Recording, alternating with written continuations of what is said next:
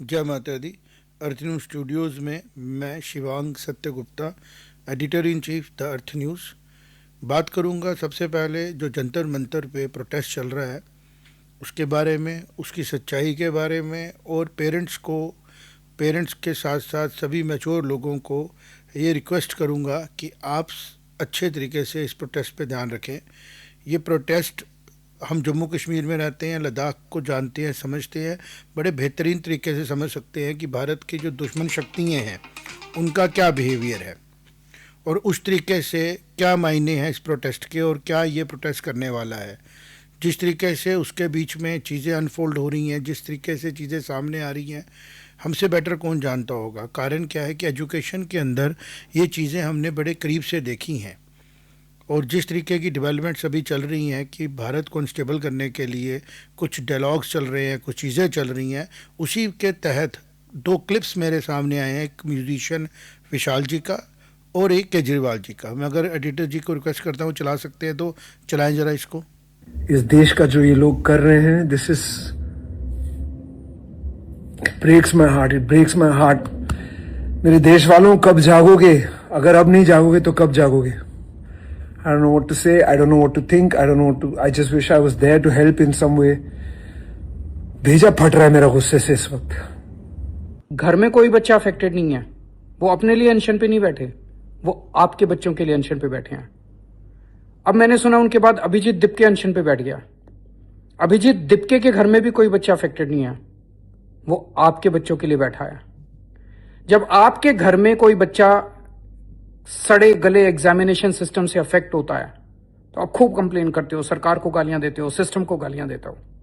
आज जब वो लोग जंतर मंतर पे आपके बच्चों के लिए बैठे हैं तो आप घर में क्यों बैठे हो?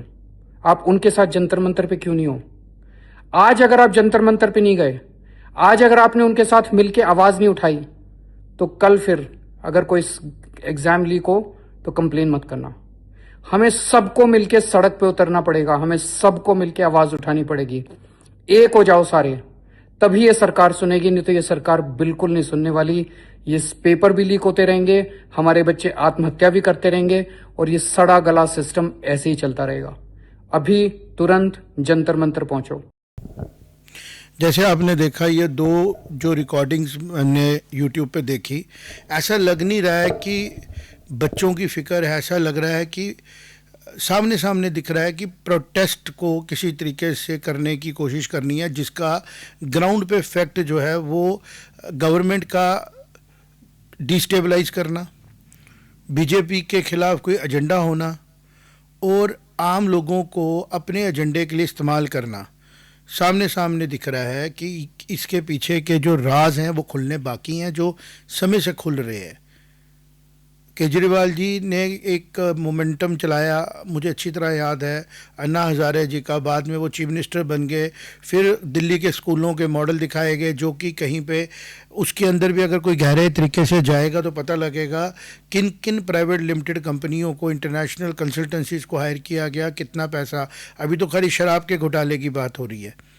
अगर हम इस तरफ ध्यान दे पाएँ, क्योंकि हमारे पास वो ताकत नहीं है, लेकिन जो ताकतें वहाँ पे काम कर रही हैं, बीजेपी की सरकार है या कोई भी एजेंसी है, जो मॉडल स्कूल्स बनाए गए थे, अगर उन पे ध्यान दिया जाता तो मुझे लगता है काफ़ी चीज़ें उससे भी निकल के आएंगी कि केजरीवाल जी की जो मंशा थी वो सिर्फ खुद को पावर में लाने की थी और उनका इस्तेमाल करने की थी। जो चीज़ें डेमोक्रेसी में करना बड़ा इजी होता है, ग्रुप करना, उस ग्रुप के ऊपर फिर काम करना, उस ग्रुप को कभी ग्रो नहीं करने देना, लेकिन उसका शोषण करके, उसका इस्तेमाल करके पावर में आ जाना।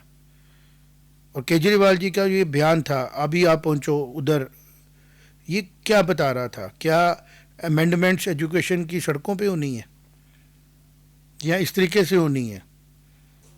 आप एक वाइट पेपर लाओ, उसके ऊपर आप लिखो कि हम ये डिमांड्स दे रहे हैं, समझ में आता है। नीट में अगर लीकेजेस हुई तो लीकेजेस होना या करप्शन होना, चोरी हो जाना एक क्रिमिनल ऑफेंस है, जिसके लिए एजेंसीज़ हैं, हमारी इन्वेस्टिगेटिव एजेंसीज़ हैं, क्रिमिनल प्रोसेस को फॉलो करने वाली एजेंसीज़ हैं। लेकिन इसका पॉलिटिकल मोटिव लेके चलना ये बिल्कुल भी ठीक नहीं है, और इसलिए हम जैसे लोगों का ये धर्म बनता है कि हम लोग आम लोगों को अवेयर करें क्योंकि डेमोक्रेसी में सबसे बड़ा जो हथियार है वो है अवेयरनेस। जितना ज़्यादा लोग जागरूक होंगे उतना ज़्यादा डेमोक्रेसी स्ट्रांग होगी। अगर बीजेपी ने नेशनलिज्म को अपना बेस बनाया और लगभग 40 साल स्ट्रगल किया लेकिन अपनी आइडियोलॉजी के ऊपर खड़े रहे, तो आज वो नेशनलिज्म का जो गैप है वो बीजेपी फुल कर चुकी है। बीजेपी ने ये साबित कर दिया है कि भारत की सिविलाइजेशन के साथ अगर कोई की पार्टी पॉलिटिक्स करती है और उस पॉलिटिक्स का बेस बनाती है तो बीजेपी ने वो चीज़ करके अपने आप को पॉलिटिक्स में एक स्ट्रॉन्ग पोजीशन में लाया है, भारत के लोगों का विश्वास जीता है। इसलिए रिपीटेडली भारत में सरकार बीजेपी की बन रही है क्योंकि लोग वोट कर रहे हैं। और अगर केजरीवाल जी की पॉलिटिकल एस्पिरेशन है तो आप मुद्दों की राजनीति करो, आप ऐसी राजनीति नहीं करो जिसमें सामने दिखे कि आप भारत के ही नेशनलिज्म के और सिविलाइजेशन के खिलाफ बात कर रहे हो। मैं अक्सर ये बात बोल रहा हूँ, पिछले कुछ एपिसोड से मैंने नोट की थी कि भीमराव अंबेडकर जी हमारे माननीय हैं और उनको वो मान सम्मान मिला भी क्योंकि कॉन्स्टिट्यूशन की फ्रेमिंग कमेटी का उनको चेयरमैन बनाया गया जिन्होंने ड्राफ्ट बनाना था कॉन्स्टिट्यूशन का। अगर भेदभाव की राजनीति होती तो वो नहीं बनते। उसके बाद में जितनी भी भारत में अभी मॉडर्न डे में अगर हम बात करें रिजर्वेशन की, अब 60% के करीब रिजर्वेशन हो चुकी है। भारत की जनता, बीच बीच में बात होती है कि मेरिट कंप्रोमाइज़ हो रहा है, हमें टेक्निकल स्ट्रांग लोग चाहिए। अब जिस तरह विक्रम 1 हमारा बड़ी मुबारक की बात थी भारत के एजुकेशन सिस्टम के लिए भी और भारत की टेक्निकल एजुकेशन के लिए भी कि भारत ने बड़े शॉर्टेस्ट स्पैन में स्पेस टेक्नोलॉजी में अपना आगमन किया और विक्रम 1 आज न्यूज़ चल रही है हर जगह, इसके बारे में बात करनी जरूरी है। वो प्राइवेट एक स्काई रूट नाम की कंपनी ने लॉन्च किया और प्लेस भी कर दिया उसको उसके ऑर्बिट में सैटेलाइट के। ये बात मैं क्यों कर रहा हूँ, इसी एजुकेशन सिस्टम से निकली हुई बात है। लेकिन आप मुझे ये बताएंगे सब लोग, मैं भी अपने आप से ये सवाल पूछ रहा हूँ कि प्रेजेंट गवर्नमेंट जो अभी पावर में है 14 के बाद आई, उसने क्या ऐसा किया जो देश को नुकसान दे रहा था।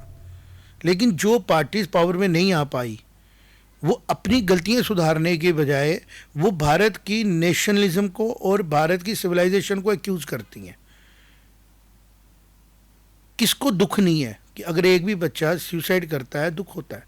लेकिन वो माहौल बनाया कोचिंग सेंटरों ने, वो माहौल बनाया उन लोगों ने जिन्होंने एक्सेसिव बच्चों के मन में मोटिवेशन पैदा कर दी कि सब लोग ही भारत में डॉक्टर ही बनो।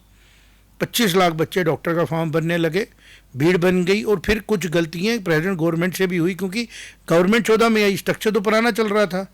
2004 से एक्सपेरिमेंटेशन चल रही है, AI एग्ज़ाम ख़त्म कर दिया, JEE का एग्ज़ाम और AIEEE का मिक्स कर दिया, फिर दोबारा NTA का एक्सपेरिमेंट किया जा रहा है। बट इनका ठीक करने का तरीका है संवाद, इस तरीके के प्रोटेस्ट करना, लोगों को प्रवोक करना, सड़कों पे आ जाओ और फिर क्या ना मोदी जी रिज़ाइन करें। ये एक्सपोज कर रहा है इस प्रोटेस्ट की सच्चाई। और सबसे बड़ी बात, बेइज्जती करनी यूथ की कॉकरोच बोल के। मुझे तो दीपके पे भी तरस आता है कि किस तरीके की उसकी ग्रूमिंग की जा रही है, कौन सी शक्तियाँ उसको इस्तेमाल कर रही हैं।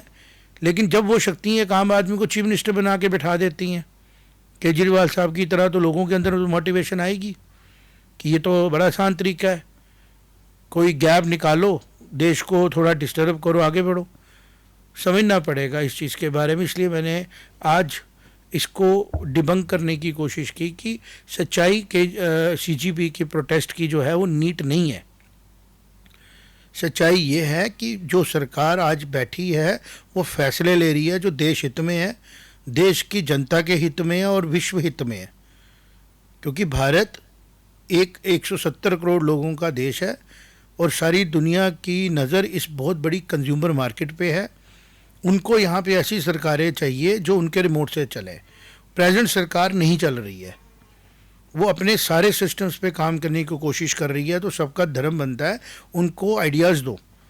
आपके पास अगर कोई मॉडल है वो मॉडल उनको दो, बजाय इसके किस तरीके से लोगों को बोलो कि सड़कों पे आओ प्रोटेस्ट करो।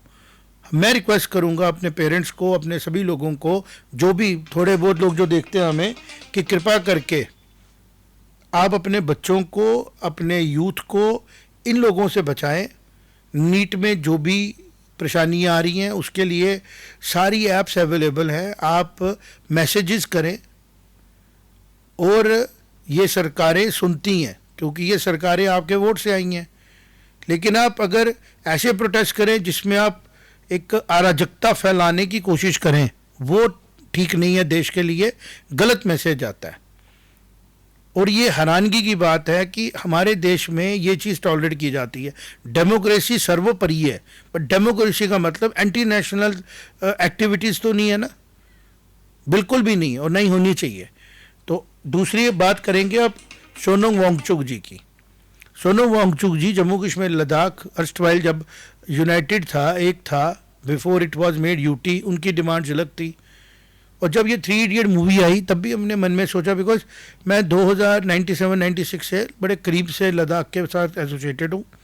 लद्दाख के बच्चों के साथ मेरा एक रिश्ता है, मेहनत की है, आज भी है, बड़े करीब से देखा है सेकमोल की वर्किंग को और इन चीज़ों को। जब ये 6 शेड्यूल का डिमांड शुरू हुआ, जब ये अलगाववाद की बातें शुरू हुई, भारत एज ए नेशन से दूर जाने के लिए डिमांड्स की बात शुरू हो गई, तो बड़ा डर लगा क्योंकि लद्दाख का जो जियोग्राफिकल इम्पोर्टेंस है वो कोई आम नहीं है। उसकी इम्पोर्टेंस जम्मू से ज़्यादा कौन जानेगा, बिकॉज जम्मू के बुज़ुर्गों ने अपने खून की आहुति देके इसको जोड़ा, जम्मू कश्मीर लद्दाख को एक राज्य बनाया। और उन पहाड़ों पे आज भी खून होगा हमारे बुज़ुर्गों का, जो जम्मू से चल के गए कंडी से, उतनी ठंड में लड़े और भारत का मुकुट पूरा किया। और अच्छी बात क्या, वहाँ की सिविलाइजेशन को छेड़ा नहीं, क्योंकि वो ऑलरेडी सनातन सिविलाइजेशन है। कौन लोगों ने बुद्धिज़्म को अडॉप्ट किया था? वही लोग जो शिव भगवान के भक्त थे। कैलाश पर्वत का रास्ता था। हिमालय किसकी सिविलाइजेशन को बिलोंग करता है? भारत की सिविलाइजेशन को, सनातन सिविलाइजेशन को। तो हमसे ज़्यादा कौन प्यार करेगा लद्दाख को? ज़रूरी नहीं वहीं पैदा होने से आपको वो जगह आपकी हो जाती है। आप जम्मू कश्मीर में पैदा हुए हो या भारत के किसी भी कोने में, आप हिमालय को उतना ही प्यार करते हो जितना वहाँ रहने वाले, उधर पैदा होने वाले लोग करते हैं। लेकिन सोनम वांगचुक जी जैसे लोगों ने उसको एक पॉलिटिकल टूल बनाया, पैदल चलना शुरू हो गए। अभी यूटी बनी थी, ताकत मिली थी, आपको चाहिए था गवर्नमेंट को सजेशंस देते, एक जिसको हम बोलते हैं ग्रुप बनाते डिबेट डिस्कशन का। कितना काला दिन था कि गोलियां चलानी पड़ी, प्रोवोकेट कर दिया बच्चों को, लोगों को। कमीशन का भी जवाब आएगा, पता लगेगा। और अब जब ये दीपके जैसा बेवकूफ़ आदमी कॉकरोच बोलने लगा भारत के युवा को, उसके साथ जुड़ गए। और अब जैसे कल बोला जा रहा है हम प्रोटेस्ट मार्च करेंगे, मांगेंगे क्या आप? नीट हो चुका है, अगले साल नीट में चेंजेस आने के लिए गवर्नमेंट ने पैनल्स बनाए हैं। आप आए ओपन डिस्कशन में। मैं तो कहता हूँ सबको सामने बैठना चाहिए, एक दूसरे के बताना चाहिए आपके पास क्या ग्रे मटेरियल है, आप क्या सुजेस्ट कर रहे हैं, MCQ की जगह पेपर कैसा लिया जाए, 12वीं के पेपरों की क्या इंपॉर्टेंस होनी चाहिए। और जब ये बातें आपकी पब्लिक एक्सेप्ट करे और अगर गवर्नमेंट नहीं माने तो प्रोटेस्ट समझ में आता है। और अगर ये सब नहीं हो रहा है तो ये समझना पड़ता है क्यों हो रहा है। और मैं रिक्वेस्ट करूंगा गवर्नमेंट एजेंसीज को भी कि जो भी फैक्ट्स आपको इन जैसे लोगों के पता लगते हैं ये पब्लिक डोमेन में लाएं। हमें तो पता है, हम अपनी रिजर्वेशन के वजह से बोल नहीं पा रहे हैं, क्योंकि अर्थ न्यूज़ ने तो सबसे पहले डिबंक किया था कि ये प्रोटेस्ट जनहित में नहीं किए जा रहे हैं, पॉलिटिकल मोटिव्स की वजह से किए जा रहे हैं। और जब ये पाकिस्तान गए थे तब भी हमने ही न्यूज़ लगाई थी, तब भी हमने एक्सपोज किया था। बिकॉज देश हित और विश्व हित, देश हित, जनहित और विश्व हित, ये सब चीज़ें भारत की सभ्यता में सिखाती है। और अर्थ न्यूज़ का मोटिव है हमारा कि हमने सच के साथ चलना है, मैनिपुलेशन और नैरेटिव की बात नहीं करनी है। तो सोनम वांगचुक जी को मैं आज भी रिक्वेस्ट करूंगा, उनकी पत्नी जो गीतांजलि है उनको भी रिक्वेस्ट करूंगा कि अगर आपके अंदर पोटेंशियल है, लोग आपकी बात सुनते हैं, तो लोगों को सही डायरेक्शन में ले जाओ, ताकि हिस्ट्री आपको रिवॉर्ड करे, ना कि 17-18 साल के बाद जिस तरह आमिर खान ने बोल दिया आके ही, और वो जो उसके हिरानी थे 3 इडियट के, आप तो बड़ी दुख हुआ ना हमारे को ये बात सुन के कि उन्होंने डिसओन कर दिया। और पेटेंट के बारे में भी बातें चल रही हैं कि शायद पेटेंट भी, I don't want to interfere, मेरा मकसद ये नहीं है, कोई भी इंसान हो, बेशक नहीं हो पेटेंट उनके, पैदल चल रहे हैं, कुछ कह रहे हैं, बस ये है कि अगर आपकी बात सुन रहे हैं तो सही बात बोलो। ये है ज्ञान गीता का, ताकि लोगों को बेनिफिट हो। अब तीसरी बात पे आएंगे, जो केजरीवाल और विशाल जी का आपने इंटरव्यू देखा, ये क्या बोल रही है? जब नए नए केजरीवाल जी आए थे हम भी सुन रहे थे अरविंद केजरीवाल जी, लेकिन जब स्कूलिंग पे उन्होंने काम किया वो तो मुझे पता था, क्योंकि स्कूलिंग के ऊपर तो ईश्वर की कृपा है, मैंने अपना पूरा लाइफ दिया है, कर रहा हूँ, अभी भी काम कर रहा हूँ। और ये वो क्लास एजुकेशन है, ग्रुप में बैठ के बच्चों को पढ़ाना है, मीडिया मास एजुकेशन है, कि एजुकेशन में तो चलो मॉडिफिकेशन ऑफ बिहेवियर होता है, लेकिन हम अवेयर कर रहे हैं सच के साथ। तो कई बार हम एज ए टीचर भी बोलना शुरू हो जाते हैं, एज ए इन्फ्लुएंसर तो नहीं बोल पाते बिकॉज हमें वो आता नहीं है, बट फैक्ट्स के बारे में बोलना शुरू हो जाते हैं। तो केजरीवाल जी ने जो अल्टीमेटली शराब के ऊपर काम किया, फिर उसके बाद बातें शुरू कर दी, मॉडल पूरा क्रैप्स होता दिखा, क्योंकि जब तक कोई आदमी बेसिक करप्शन के बारे में बात नहीं करेगा, वो सामने दिखता है करप्शन को सपोर्ट कर रहा है। सबसे पहली करप्शन थी गवर्नमेंट स्कूलों में पढ़ाई वापस लानी थी, तो कोचिंग्स बैन कर देनी थी। एक भी बार केजरीवाल ने नहीं बोला, दीपके ने नहीं बोला कि जितने प्राइवेट कोचिंग सेंटर भारत में चल रहे हैं सब बैन कर दो, क्योंकि सिलेबस ही सेम है। वो कोचिंग सेंटर नया रूप लेके आ रहे हैं, वो कह रहे हैं जी 9, 10, 11 का सिलेबस अलग होता है। भाई सब सिलेबस सेम होता है, क्वेश्चनिंग का पैटर्न अलग होता है, और क्वेश्चनिंग के पैटर्न में क्योंकि सिलेबस सेम होता है, जो एमएससी में पढ़ाई गई बुक है उसका क्वेश्चन उठा के 12वीं वाले को पूछते हैं। तो प्रॉब्लम वहां पे है, सोल्यूशन वहां से ठीक करना पड़ेगा, और जब वो सोल्यूशन ठीक होगा तो रियल टाइम कंपटीशन होगा। अभी एक्सेप्शनल कंपटीशन है, इसलिए जो डाटा है और नीट का वो बड़ा दुख देने वाला है कि बच्चे अगर तैयारी कर रहे हैं 22-23 लाख, तो 720 में से 300 से कम नंबर लेने वाले बच्चे 17-18 लाख है। इसका मतलब बेसिक नॉलेज भी बच्चे जो है वो नहीं ले पा रहे हैं इस प्रोसेस में। तो हमारे भारत की ओवरऑल नॉलेज जो साइंस की है वो वीक हो रही है। इसके ऊपर डिबेट करनी जरूरी है, जो ना केजरीवाल ने की, ना दीपके ने की, ना सोनम वांगचुक जी ने की। तो इसको समझने की जरूरत थी, जिसके बारे में बात मैंने आज की। उसके बाद आते हैं उमर अब्दुल्ला साहब के जो स्टेट को लेने का एक उनके अंदर जुनून पैदा हो चुका है। मुझे बड़े पसंद हैं उमर अब्दुल्ला साहब, यंग हैं, डायनामिक हैं, और एक पढ़े लिखे समझदार इंसान है। भारत के बारे में भी पॉजिटिव बात करते हैं। लेकिन जब उनका ये नया जो टेन्योर आया ना, being the chief minister of JK UT, नीचे गवर्नमेंट्स का जो प्रोसेस है वैसा नहीं है। वो अपने डोमेन में रह के कुछ अच्छा करने की बजाय वो कह रहे हैं मुझे पहले जैसा डोमेन दो, तो फिर बार बार कंपैरिजन होता है। जब आप पहले चीफ मिनिस्टर थे, सारी चीज़ें आपके हाथों में थी, तो पत्थर क्यों था लोगों के हाथों में? जम्मू के डेली वेजर जब तक आप चीफ मिनिस्टर रहे वो जीवल में ही बैठे रहे। पता कितने प्रोटेस्ट चल रहे थे आपको? कभी अपने आप ओएसडी को बुला के पूछो कि प्रेस क्लब के बाहर कितने तंबू लगे थे जब आप चीफ मिनिस्टर थे। आप डिसीजन ही कोई नहीं ले रहे थे। एक एक डिसीजन लिया आपने पीडीडी का, उसके बाद आप बस हो गई। और अब आपका जो मोटिव है, आप किसी बुझी हुई आग को सुलगाने की कोशिश कर रहे हैं। भारत को यह समझना पड़ेगा जम्मू कश्मीर यूटी एक यूटी बनाने की नौबत क्यों आई, क्योंकि पाकिस्तान की प्रॉक्सी वार का फ्रंट, जिसको बोलते हैं ना, फ्रंटियर है। हम अपनी छाती पे ले रहे हैं प्रॉक्सी वार को। हमारे बुजुर्गों ने भी ली। मुझे याद है जब मेरे फादर को चिट्ठी आई थी कि उनकी जान को खतरा है, नींद नहीं आती थी रात को, डर लगता था, क्योंकि पॉलिटिकली एक्टिव थे। जर्नलिस्टों को खतरा है, यहाँ पे कितने जर्नलिस्टों की जान गई है, सब भूल गए। दो ऐसे लग रहा है तभी यहाँ पे कुछ था ही नहीं। ये किसका क्रेडिट है? किस तरीके से सेंटर होम ने हैंडल किया, किस तरीके से एक्टिविज्म दिखाया मोदी सरकार ने, किस तरीके से पीएमओ में बैठे हुए हमारे ही भावी नेता जतिंदर सिंह जी, उनको सारा फैक्ट पता है। किस तरीके से यहाँ पे अलगाववाद को हैंडल किया जा रहा है, डिवाइड को कैसे हैंडल किया जा रहा है। और वो कह रहे हैं बाकी बातें छोड़ो, पहले स्टेट मुझे दे दो, फिर मैं वैसे ही काम करूंगा जैसे मैं कर रहा था। और लोगों को प्रवोक कर रहे हैं। तो मार्च करने से पहले कश्मीर तो वैसे भी पॉलिटिकली मैं ये समझूंगा कि अभी तक इमेच्योर है। नैरेटिव बनाने में मैच्योर है, कैसे प्रो पाकिस्तान नैरेटिव बनाना है, कैसे रिलीजियस नैरेटिव बनाना है, कैसे लोगों को फैनेटाइज करना है। लेकिन पॉलिटिकली मैच्योर नहीं है कि कितना खोना है कश्मीर ने। इसी फेनेटिज्म की वजह से 1930 के बाद कश्मीर ने आधा खो दिया, पॉवर्टी बढ़ा दी, डेमोग्राफी खत्म कर दी। जो कश्मीर की बैकबोन थी एजुकेशन इंफ्रास्ट्रक्चर के, जो टॉर्च बेरर थे कश्मीरी पंडित कम्युनिटियों को अपने से दूर कर दिया, सबसे ज्यादा लॉस किया अपना। 70 सालों में बाकी स्टेटें कहाँ की कहाँ पहुंच गई, कश्मीर वैली के इमेच्योर पॉलिटिकल माइंडसेट की वजह से, जो कि रिमोट से चलता था पाकिस्तान में बैठे हुए लोगों की तरफ से। ग्रो ही नहीं करने दी और अपने साथ जम्मू को भी रोक के रखा। 370 टूटने के बाद, सेंटर के सीरियस होने के बाद, मीडिया का यहाँ ट्रैक्शन आने के बाद इंडस्ट्रियल रेवोल्यूशन JNK में अब शुरू हुआ। प्रोडक्शन हो रही है, रोड पहुंच रही है, आप इसमें एक सपोर्ट सिस्टम में आओ। बीइंग चीफ मिनिस्टर, जो आपके पास ताकतें हैं, LG साहब ड्रग्स को ख़त्म करने के लिए सड़कों पे पैदल दौड़ रहे हैं। अब 3-4 दिन रह गए 100 दिन पूरे होने पे, क्या अचीव किया है। हिस्टोरिकल इवेंट है कि सच में कोई आदमी जम्मू कश्मीर को प्यार करता है, हमारे बच्चों को प्यार करता है, हमारे युवाओं को प्यार करता है। एक टेरर बना के रख दिया है गवर्नमेंट को कि अगर कोई ड्रग्स के बारे में बात करेगा उसके घर उखाड़ के रख देंगे। कितनी चेंज आई है ग्राउंड पे अमरुदुल्ला साहब, आप इसकी तरफ ध्यान ही नहीं दे रहे हो। मैं मार्च करूंगा, मुझे स्टेट चाहिए, मुझे स्टेट चाहिए।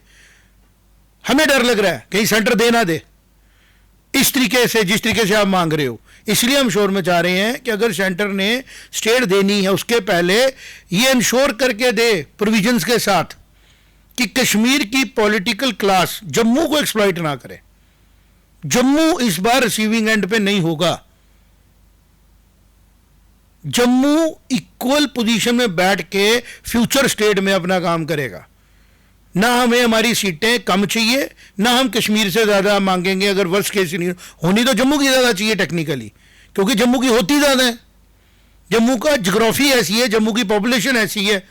लेकिन अगर आपको कोई कंपल्शन है कि कश्मीर में लोग बोलेंगे, शोर मचाएंगे, तो आप बराबर कर दो, फिर भी हम सर्वाइव करेंगे। बिकॉज हमें पता है हमारा सच कश्मीर के लोगों को कन्विंस करेगा कि बेटर गवर्नेंस मिलेगी अगर हम इन लोगों को चुन लेते हैं।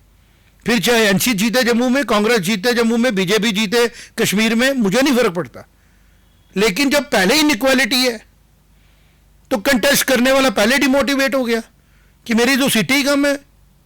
अगर मैं मोटिवेट, क्योंकि कश्मीर में कंटिन्यूसली 70 सालों में 2 जनरेशनों ने अलगाववाद को हेल्प किया है, अब जाके थोड़ा थोड़ा सुधार आ रहा है, नहीं तो हालात ही अलग थे। तो जो ये स्टेट का मार्च हो रहा है अभी इसका टाइमिंग ठीक नहीं है। पहले आप अपनी 2-3 साल गवर्नेंस करके अपने ऑफिस के थ्रू सिस्टम को स्मूथ करें और फिर इस तरफ ध्यान दें। अभी भी OWGs एक्टिव हैं, अभी पिछले साल हादसे हुए हैं, यहाँ के पढ़े लिखे लोग जाके दिल्ली में बम बनाने की तैयारी कर रहे हैं और फिर जब वो बम यहाँ आता है तब भी हालात से हो जाते हैं। सीधा थोड़ी है सिस्टम। अभी पाकिस्तान ने कोई अपना प्रॉक्सी वार बंद थोड़ी कर दिया। ये तो जम्मू कश्मीर के ऊपर सेंटर का पूरा सीरियसनेस है और सेंटर पूरी तरह भारत की सिक्योरिटी, उसकी इंटरनल एक्सटर्नल सिक्योरिटी को लेकर बड़ा फर्म है, तब जाके चीज़ें स्टेबल हैं। और आपकी तरफ से गलत मैसेज आ रहा है।